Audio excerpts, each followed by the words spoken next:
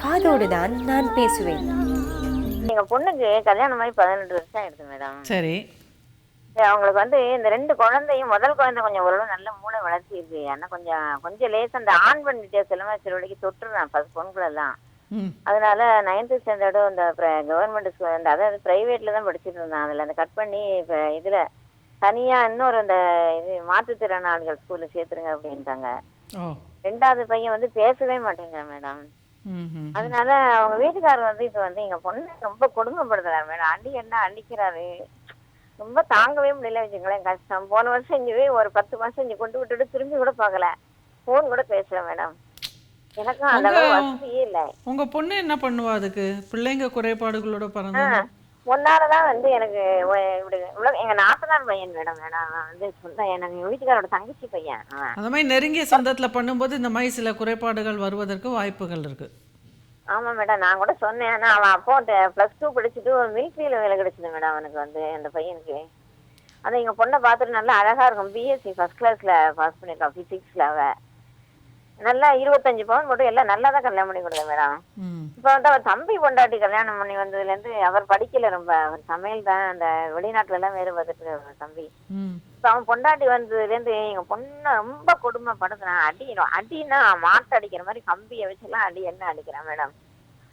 என்ன பண்றதுன்னு எனக்கு ஒண்ணுமே தெரியல. அதனாலதான் உங்க நிகழ்ச்சி பார்த்துட்டே இருப்பேன். என்ன இதுக்கு ஏதாவது தீர்வு நீங்க என்ன சஜஷன் சொல்றீங்க அப்படின்ட்டு.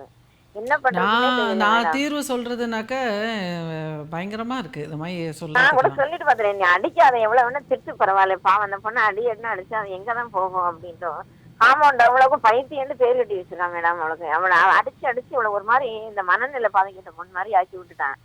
அப்புறம் சேலுக்குலாம் நான் ஜிம்ஸ் ஹாஸ்பிட்டல்லாம் எனக்கு வசதியே இல்லை. ஆனாலும் டாக்டரை காட்டி எல்லாம் ட்ரீட்மெண்ட் எடுத்து எல்லாம் செஞ்சேன். அவள் தம்பி பொண்டாட்டி பார்த்தா இவருக்கு இழகிறது லூஸ் மாதிரி ஏதாவது. நான்லாம் பண்ண ரொம்ப சத்தம் மாட்டேன் மேடம். அப்புறம் நான் ஒரு நாளைக்கு ஃபோன் பண்ணினேன், என் ஃபோன் அட்டன் பண்ண மாட்டேங்கிறேன். நான் கொஞ்சம் இப்போ உங்களோட 2வது பேரனுக்கு என்ன ப்ராப்ளம் சொன்னீங்க? என்ன வயசாச்சு? அதுக்கு 10 வயசு ஆச்சு. ஆனா நல்லா கெட்டிக்கார பையன். எல்லாம் எது வேணாலும் தான் கேட்டு வாங்கிக்கிறான் மேடம். தக்காளி தோசை வேணும்னா தக்காளி எடுத்து தருவான், தேங்காய் சட்னி வேணா தேங்காய் எடுத்து தந்து நல்ல மூளையெல்லாம் இருக்கு. ஆனா அதை ஸ்கூல்லையும் போட மாட்டேங்கிறான். என்ன பிரச்சனை அவனுக்கு? ஏன் ஸ்கூல்ல போட மாட்டேங்கிறாங்க? அது அவனுக்கு வந்து அந்த பையன் தான் குழந்தைன்னு சொல்லிக்கவே வெக்கமா இருக்கு போலுக்கு அவனுக்கு, மாப்பிள்ளைக்கு. இல்லைங்க, அந்த குழந்தை ஏங்க 10 வயசான குழந்தை ஏங்க ஸ்கூலுக்கு போடாம இருக்கீங்க? அதுக்கு காரணம் சொல்லுங்க. எங்க பொண்ணுதான் போய் கூட்டிட்டு போகணும் மேடம். வீட்டுல சமையல் சரியில்லைன்னா அதுக்கு கத்துவான், அடிப்பான். பாவம் அங்க இருந்து உங்க பொண்ணு ஏமா ஸ்கூலுக்கு மளிகை சாமானும் இவன் தான் வாங்கணும். இவன் வேலைக்கு மாத்திரம் போயிட்டு நைட்டு தண்ணியை போட்டுட்டு 10 மணிக்கு வருவான். மிலிட்டரியில வேலை பாக்குறாரு நீங்க, அப்புறம் என்ன வேலைக்கு வீட்டுல இருந்து? இப்ப 35 வயசு முடிஞ்சிருது மேடம். அப்புறம் மிலிட்டரியில இருந்து அவனை வேலைக்கு 35 வயசுல தானே வேலையில இருப்பான். இப்ப பென்ஷன் வாங்கிட்டு வீட்டுல இருக்காரா? வேலைக்கு சேர்ந்திருக்கான். எத்தனை மணிக்கு போயிட்டு எத்தனை மணிக்கு வருவாரு? காலையில ஒரு 8:30 மணிக்கு போயிடுறாரு மேடம். அவ அம்மா வீடு அங்க அசினாபுரத்துல இருக்கு. அங்க போய் ஏதோ சாப்பிடுவான் போல. அவ அம்மாவும் கொஞ்சம் சரியில்லைதான். திருப்பி நைட்டு 9 மணிக்கு 10 மணிக்கு வந்து என்ன அடிக்கிறான். ஒரு 3 வருஷம் எங்க வீட்டுக்காரர் இறந்ததுல இருந்து தொந்தரவு தாங்க முடியல அவன. உங்களுக்கு எத்தனை பசங்க மொத்தம்? யாருக்கு மேடம்? எனக்கா? எனக்கு வந்து ஒரு பையனும் ஒரு பொண்ணும் தான் மேடம். ஒரு பொண்ணு தான், அவதான் மூத்தவ. 2வது பையன் வந்து அவனுக்கு கல்யாணமே ஆகல. எனக்கு 35 வயசு ஆச்சு. எனக்கு ஒரு சின்ன வீடு மட்டும் தான் சேலத்துல இருக்கு மேடம். வேற வசதியே இல்ல. 3000 ரூபாய் சம்பளத்தை வச்சுதான் நானே ஓட்டிட்டு. இப்ப உங்க வீட்டுக்கு கூட்டிட்டு வந்துட்டீங்களா சேலத்துக்கு? இல்ல, கூட்டிட்டு வரலான்னா நாளைக்கு எப்படி மேடம் என் பையன் காப்பாத்தணுவானா? அது என்ன செய்யனே தெரியல. அந்த குழந்தை நான் சொல்ல குழந்தைய 2 விட்டுட்டு பேசாம வந்துரு. நீ தான் பிஎஸ்சி ஃபர்ஸ்ட் கிளாஸ்ல பாஸ் பண்ணிருக்கீங்க, ஏதோ ஒரு டீச்சர் வேலை எங்கேயாவது பாத்துக்கலாம்.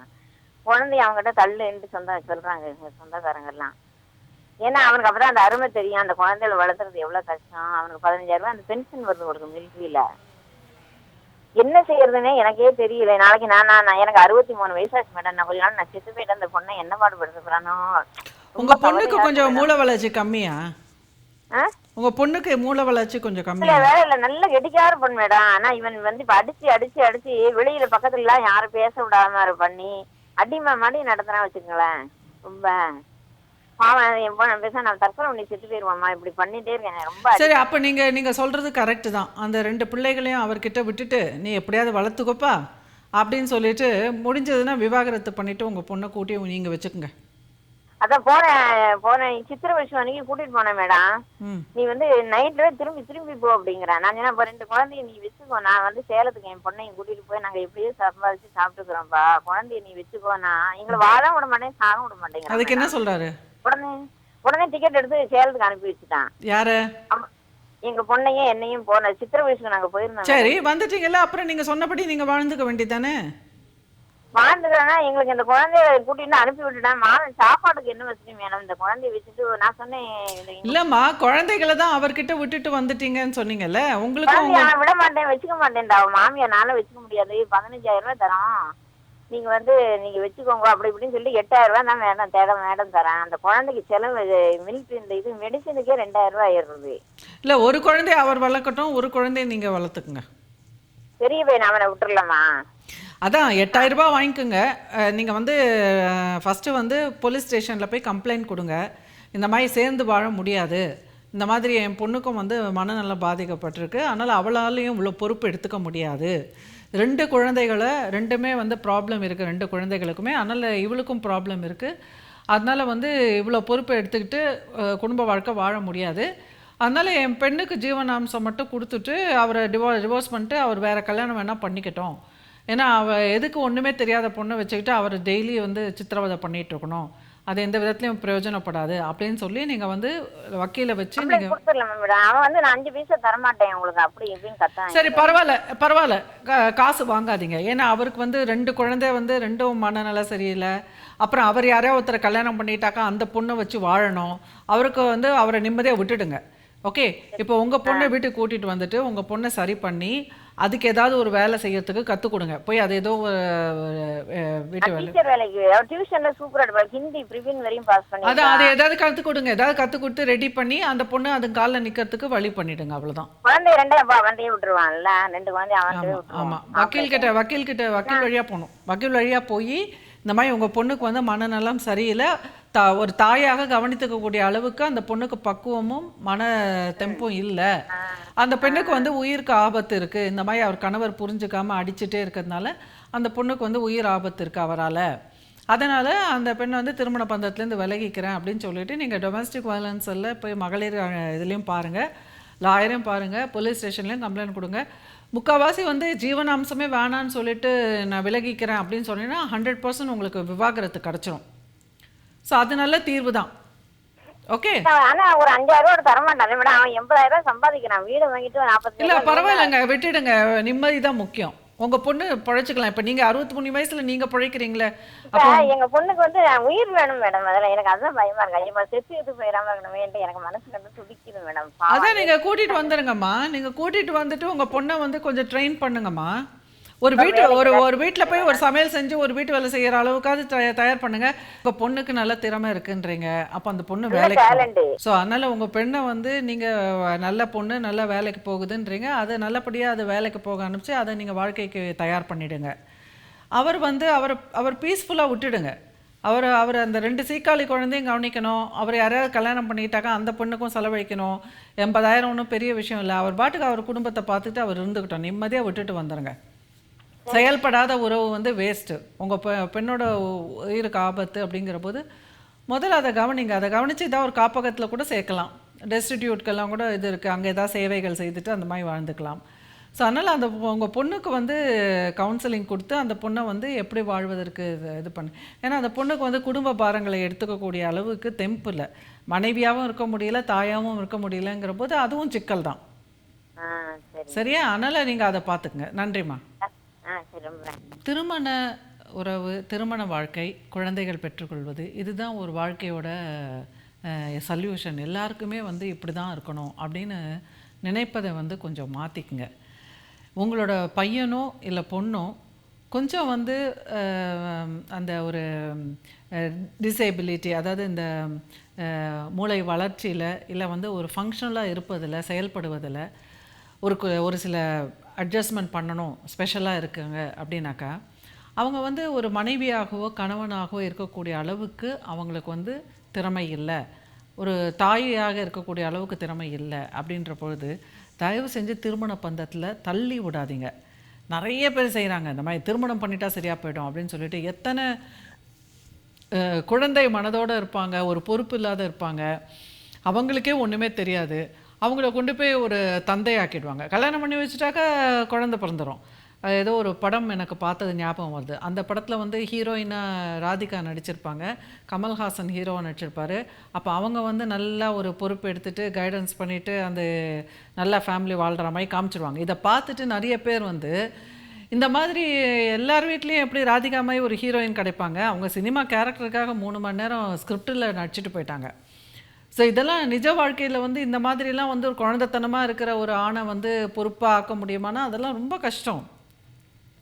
ஸோ அவங்க வந்து அப்படியே குழந்தைத்தனமாக இருந்துட்டு போட்டுமே, அவங்கள எதுக்கு அப்பாவாக்கணும், அவங்கள எதுக்கு கணவனாக்கணும்? இது தேவையில்லாத ஒரு வேலை. ஸோ நான் அவங்களா தேர்ந்தெடுத்துக்கிட்டாங்கன்னா அது வேறு விஷயம். ஸோ அந்த படத்தில் கூட அவங்கள தான் தேர்ந்தெடுப்பாங்க, யாரும் தள்ளலை. அதை நீங்கள் புரிஞ்சுக்கணும். ஆனால் தயவு செஞ்சு இந்த மாதிரி இருக்கிறவங்களெல்லாம் திருமண பந்தத்தில் கொண்டு போய் தள்ளிடாதீங்க. தள்ளிட்டு அதுக்கப்புறம் வந்து குணங்கெட்ட மனிதர்கிட்ட வேற மாட்டிக்கிட்டாங்கன்னா அப்போ அவங்க அந்த சிக்கலை புரிஞ்சுக்க மாட்டாங்க. மனநலம் பாதிக்கப்பட்டவங்க, மூளை வளர்ச்சி குறைபாடு உள்ளவங்க, இந்த மாதிரி ஆட்டிசம் கிட்ஸு, இவங்கெல்லாம் வந்து ஸ்பெஷல் சில்ட்ரன். அவங்களுக்கு வந்து அவங்கள நம்ம ஒன்றுமே பண்ண முடியாது, அவங்க அப்படியே தான் இருப்பாங்க. ஆனால் பேரண்ட்ஸ் தான் ஸ்பெஷலாக மாறணும். சுற்றுப்புறத்தில் இருக்கிறவங்க தான் ஸ்பெஷலாக சிந்திக்கணும். ஸோ அந்த குழந்தைகள் திடீர்னு அந்த அடாலசன்ட் ஏஜ், நேற்று கூட நான் ஒரு வீடியோ பார்த்துட்டு இருந்தேன், ரொம்ப மனசு வேதனையாக இருந்தது. எஸ்பெஷலி ஆட்டிசம் சில்ட்ரன் வந்து அந்த 12 வயசு அந்த பியூபர்ட்டி வரும்பொழுது அவங்களோட ரசாயன மாறுதல் காரணமாக அளவுக்கு அதிகமாக கத்துறது, பேங்க் பண்ணுறது, நைட்டெல்லாம் தூங்காமல் இருக்கிறது, கலாட்டா பண்ணுறது, இந்த மாதிரிலாம் வீட்டில் சத்தம்லாம் நிறைய செய்வாங்க. அப்போ பக்கத்தில் இருக்கிறவங்களாம் வந்து கொஞ்சம் புரிஞ்சுக்கணும். அவங்களுக்கு வந்து பொறுத்துக்கிறது தான். அந்த கொஞ்ச நாளில் வந்து அவங்களே முயற்சி பண்ணி அதுக்கு ஏதாவது மெடிசன்லாம் கொடுத்து வேறு ஏதாவது தெரப்பி மூலமாக அவங்க சரி பண்ணுவாங்க. அது மாறுவதற்கு வாய்ப்பும் இருக்குது.